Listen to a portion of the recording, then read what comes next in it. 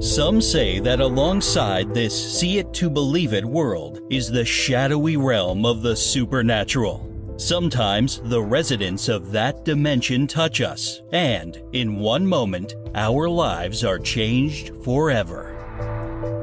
America's Lady of Supernatural Thrillers, Mary Ann Pohl, is your real Ghost Chatter host. On this podcast, you'll hear stories by real people who have seen real ghosts. Once in a while, Mary Ann will podcast a tale taken from the genre she loves best, the supernatural. Welcome to today's Real Ghost Chatter episode.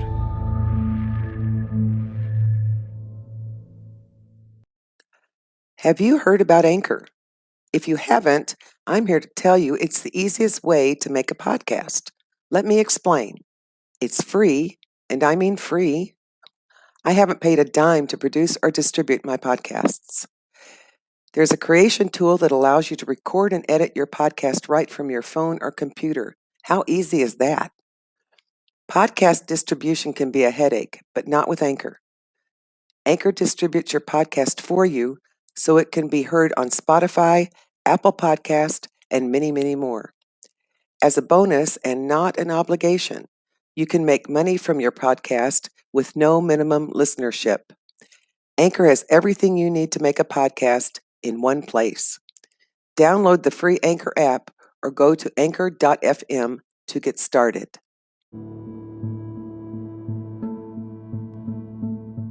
I'm Mary Ann Pohl, America's Lady of Supernatural Thrillers, and a charter member of a wonderful group of writers, author masterminds, and of course I'm your host on Real Ghost Chatter. If you'd like to know more about me or my books, visit my website at www.maryanpoll.com. If you would like to find out more about author masterminds, you can see them at www.authormasterminds.com.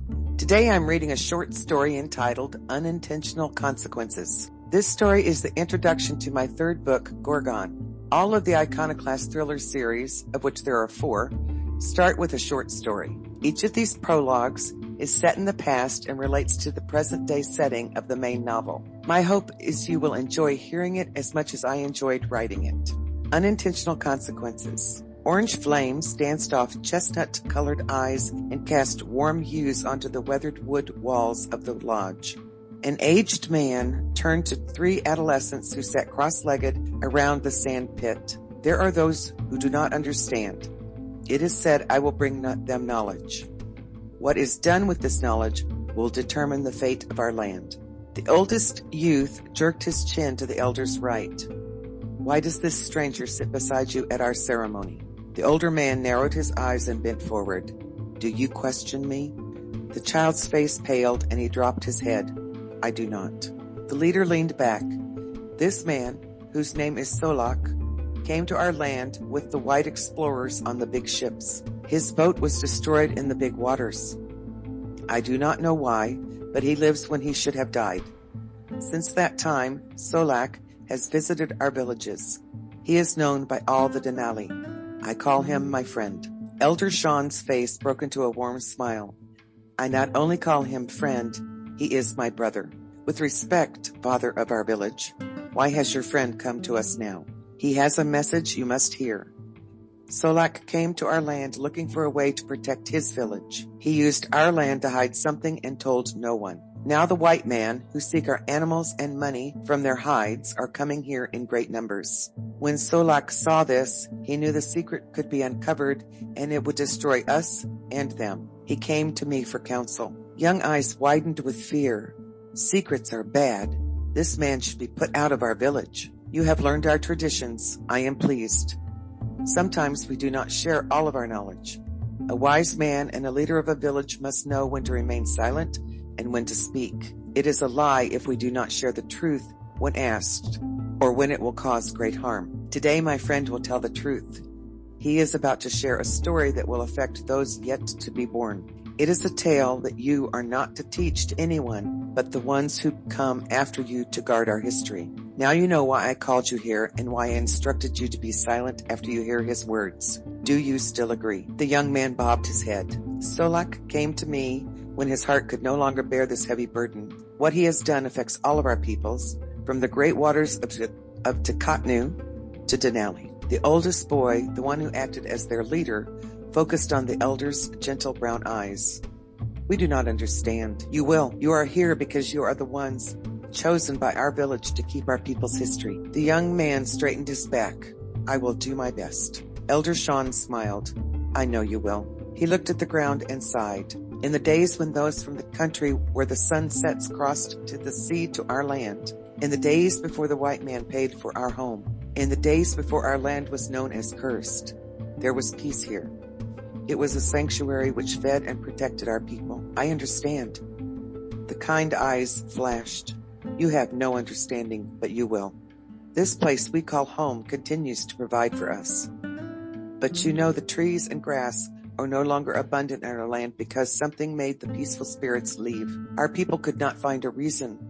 Without a cause, we could not find a way to bring the blessings back. Now I know why we will never know peace again.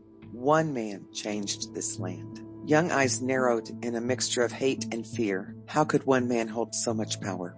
Every man has the power to destroy. Every man and every woman. What we do is like throwing a stone into Katnu. It only creates a ripple in our eyes. The ripple causes the tiny fish to be tossed into another place in the big river, where it is no longer safe, and it is eaten. The elder contemplated the yellow flames of the fire. He turned back to his eager audience. The story is of a lost jar, a vessel of great envy, but not because of the worth of its trade for food. It is a jar which causes the spirit to hunger and crave to possess it. What lives inside is so evil, all who freed it were slaughtered. This pot was both a prison and a fortress that could not be destroyed. Many tried, and many perished. As you know, young ones, I was born to show our people why the land is suffering. Now my work is finished in this world. Your life, from this day forward, is to remember our history until it is your time to pass from this land to the land we cannot see. You are not passing. You are not even sick. The old man smiled. I am passing. I have been told to make ready, my grandson. The youth lowered his head and studied the ginger-colored dirt floor. The spirits are wrong. You are not sick. The old man's eyes misted over. He reached for the boy's hand. It is not our decision, grandson, when we leave this earth. Our time is ordained by the Great One. My time is coming. The youth nodded. I am sorry to interrupt, Solak said. My time is short. Elder Sean nodded. Yes, please begin. I am from the land called Russia. I did not come here to explore as those I traveled with did. I came to save my village. You saved your village and did not think. You ruined ours. The youth spat at him. I have. That is why I have come to your grandfather. He nodded to the elder, and to those who chose to hear my story. Maybe with this knowledge, your land can be restored. You put the curse on us. You take it off. The man lowered his head. I tried. I cannot. Fierce one, let Solak tell his story. It is our way. Then we judge. Yes, grandfather. The young man leaned forward, picked a rock out of the dirt, and carved lines in the packed earth. I do not know when this evil was born, if evil is born, but I believe it existed before our world. I do not know why I became a part of its story, but I remember the day I did. How are we to believe you? Why would I lie and risk ending my friendship with your people? The young one met the stranger's gaze. What you say is good. I will listen. Then I began. Solak took a deep breath. It was midday and our marketplace was full. A ghost came up out of the well in the center of the town. Its limbs hung useless, the lower arms connected to the upper by strings of muscle and bone. Blood streamed from its nose, eyes, and the torn limbs. But this was not the most terrifying part.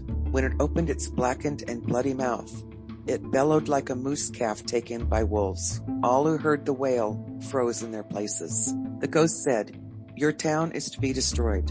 Listen and take heed so you may be spared. In life, I was a young man from a tiny place north of your precious town. I was known for my bravery and loyalty. I did not hesitate when asked to do dangerous things to protect my people. When a being not of this world came to destroy my town, I was eager to take on the challenge and vanquish it. This adversary came in a beautiful and unique jar, a rare treasure. All who saw it craved to possess it. The thing trapped us in its beauty and annihilated my village, one man at a time. Only a few of us did not fall under the spell. "A strong one, much like you, my son of my son." The warmth of the pride in the old man's voice brought tears to the youth's eyes. The younger man dropped his head, slapped the tears away, and then straightened his back. "Please continue," he said. The spirit spoke again. It said, "The people of my town gathered wood and took it to the edge of the ocean many miles away. They even brought chairs and tables from their homes so they could make a fire big enough to be seen from the village. When all was ready, I took the vessel to the ice-cold shores of the water, accompanied only by one other. He would witness the pot's destruction. I lit the towering woodpile and waited for the fire to peak. I threw the golden object into the mighty flames. If the pot was destroyed, why are we here?" Solak looked the young man in the eye. "I did not say he destroyed it. I said he threw it into the fire." Here is what the spirit said. The jar landed in the center of the bonfire. I made my way to the path that led to the village. Hands of red fire with fingers tinged in yellow and palms of blue raced from the bonfire and seized hold of me. It pulled me into the fire and devoured my flesh. The townsfolk did not know this because it swallowed up the witness too. When the fire burned out and the villagers could no longer see the smoke, the leaders came. The jar stood upright in the middle of the ashes, alabaster white in the bright sunlight. There was no sign of me or the witness, not even a tooth. They took the vessel back to the village. The rage of being thrown into the fire caused the evil spirit to reveal its power. It opened its mouth and sounded a melody none could resist. Even those who had been held clean succumbed to its power. This thing now makes its way to your town. You have been warned. The ghost left and we never saw it again. Elder Sean chose a thin piece of spruce from a pile of dry logs, yanked off a smaller limb, and then dropped the wood onto the fire. He drew a small circle on the floor in front of him, and then a thin line and a larger circle. The swish of the dirt and the crackle of the fire were the only sounds in the small hut. "So what happened to the jar?" the lead youth asked. The stranger sighed. "Here is the tale as I know it. The people of my town were vigilant. Months turned into years. The destroyer did not come. Almost everyone decided the ghost was a demon and came to make us afraid. One day, a small urn was discovered by one of the townspeople when on a hunt. He brought it to the village council. None understood this pot to be the same one of the spirit had spoken of. We should have known something was wrong when the overseer, usually a generous man, laid sole claim to the urn." The stranger leaned toward the youth. "You see, this jar creates its own light. It is made of a magical stone. Jewels of red, the color of the berries we gather in fall, are fused with the jar. I could not see where the stone started and the gems stopped. Sometimes the jewels became the deep color of Takapnu during a storm. Whoever looked upon it was filled with joy and wonder. The villagers believed it was the Great One and started bringing food and drink to the jar." Solak's eyes took on a faraway look. "As happens to any who make a thing great, the villagers became terrified of losing their most valued possession. The overseer was not a strong warrior and was seen as weak. So a blood fight broke out when my people could not agree on who was strong enough to protect the urn. The fight left many injured and the overseer close to death. The near death of the beloved leader stopped the battle. The people went to the jar and prayed for help. When they agreed that each member of the town would keep the vessel one night and the jar would journey this way throughout the town, the jar's jewels glowed bright red, then deep blue. The people believed their God had answered. All was calm during the first rotation. But as it is with any evil thing, it waits until the time is right to strike. And it struck. At the second rotation, a healthy young man died. He was found a night later when the urn was to go to another man's home. The arms and legs were stretched out of the joints and as white as the moon. It took a strong man to break his death fingers and release the jar. How could he hold it so and be dead? A question for the shaman, Elder Sean said. He turned to his friend. Continue. The town searched the village for one who had been possessed of a demon. They accused an old man of the killing and locked him up. On the same night, another died. The townspeople screamed for its leaders to kill the old man. They argued he was a warlock and cast a death spell from his prison. To keep peace, the innocent one was beheaded. The slaughter did not stop. My town, which had been so peaceful, was cursed. None wanted to admit the common factor in the carnage was the vessel. Count Varlam Alexander, who oversaw my villages in my homeland, was a righteous man of God. When he received news of the magical jar and the troubles which rained down on my village, he told the overseer to bring the vessel to him. Varlam studied the jar and decided it was a lost icon of the early church.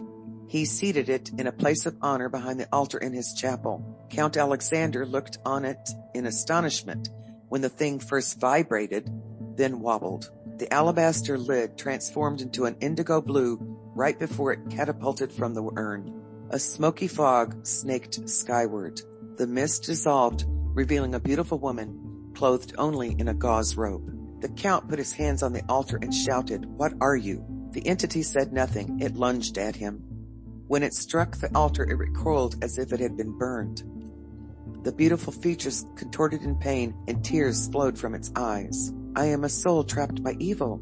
Please set me free." The count stepped closer to the altar. "How?" The apparition offered him her hand. "Take it." Varlam kept his arms at his side. "Why are you hesitating? Is it not a man's duty to save a soul in the need of help? Come." The woman extended her hand again. "A human soul. If you are flesh, I will help. In the name of my Christ, I command you to show yourself." The entity roared and lunged again. A mummified head snapped through the beautiful woman, then dissolved into an ominous fog. "You are not human. I was human, until your God changed me to what you see. Then you are an abomination in his eyes and mine. It no longer matters what your precious God thinks. He will not stop me from taking everyone in this village. They are mine." "They are not." "Oh, but they are. They have turned their backs on your God to worship me." The count made the sign of the cross and said, "I have sinned, my God.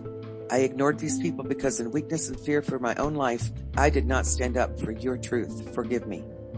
He raised his head. "In the name of the Most High, tell me how I can rid my village of you." A blood-eyed skull snapped through and back into the gray vapor. The mist darkened, spiraled into an angry tornado, and twirled in place above the jar. "I demand a willing sacrifice. Then I might leave your province, church dweller." Varlam Alexander sighed and lifted his head. "First you must promise to return to your jar so I can remove you and it from this house of God." The air around the tornado snapped and popped, then went silent. "Agreed." The fog condensed until it was a small black cylinder. The jar's lid flew to the side and hung in midair. The vapor disappeared into the elaborate jar. Count studied the urn as he tried to make sense of the vision he had witnessed. He shook himself.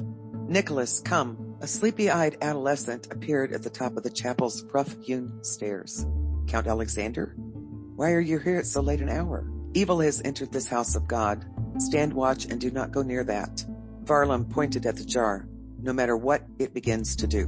The count rushed to the back of the church and out into the night. Nicholas turned his attention to the pot. What is wrong with him? This is just a pot. The jar rattled, levitated, and dropped back to the table. Eyes wide, Nicholas nodded and whispered, "Yes, sir. I won't take my eyes from it." Nicholas jumped when Count Alexander burst through the heavy chapel door. The count held the golden belt of the priest, used only in the most holy days of the church year. He bound the jar in the glittering fabric. "Father God, protect your servant Nicholas and me, a sinful man." He turned to the youth. "Gather 4 Bibles and follow me." Nicholas stepped toward the door behind the altar and stopped. He did not take his eyes off the jar. "Now, Nicholas." Nicholas jumped and skittered toward the vestibule. Varlam nodded when he saw the Bibles. He took hold of a candle snuffer, looped it through the gold binding, and hoisted the snuffer high into the air. "Get behind me," the count barked at Nicholas. The tiny procession stepped onto an eerily silent street. The vessel swayed side to side in rhythm with the count's footsteps. Its deep red jewels turned a blood red in the light of the full moon. As they left the town behind, the forest rose up and closed in around them. Even the night animals were silent, just as if a predator were stalking them. The light thud of their footsteps resonated in the silence. Count Alexander hesitated at the town's boundary, a dilapidated wood and rope bridge. He started forward. The gentle tumble of the stream grew into an angry roar. Frigid water pounded the bottom of the weak overpass and sprayed Nicholas and Varlam. The howl of the water increased with each footfall and made it impossible to speak in a normal tone. Nicholas covered one ear for respite from the screaming waters. The Count looked over his shoulder and yelled, "Faster, Nicholas. We must get across before the bridge gives way." Nicholas nodded and broke into a trot. The bridge swayed side to side and threatened to send the men into the stream's frigid water. Varlam slipped and tumbled toward the rope rail. He threw out his free hand, took hold of a wood post, and pushed himself back to his feet. Once on the other side, Count Alexander stopped and looked at the stream. The soothing gurgle and trickles of water belied the raging river it had been moments before. They trudged deeper into the forest just as dawn broke through the dark night. The sun was low in the sky by the time they came to a jagged opening to a mountain cave. "Here is where we stop." "Why are we here?" Nicholas's voice shook with fear. "It is cursed." "Where better? It is the one place no one dares enter. Here I can make the sacrifice I have promised to this creature, so it will leave your town in peace." Nicholas turned frightened eyes to the Count. The Count smiled and patted the young man's arm. No, young one, not you. I will go in by myself. Guard the entrance. If I do not return, do not come to find me. Whatever happens, it will be God's will. If I do not survive, you must return to the village and tell the story. I will not let you face the devil by yourself. I am not alone. God is with me. Put the Bibles under my arm. Alexander crooked his elbow, and Nicholas placed them where he was told. The Count disappeared into the cave. That is where I'm going to stop today. I will upload the rest of it tomorrow. Thank you so much. If you enjoyed this podcast, I encourage you to share it with others you think would also be interested. If you'd like to know more about me, go to MaryannPoll.com and or authormasterminds.com/MARY-ANN-POLL.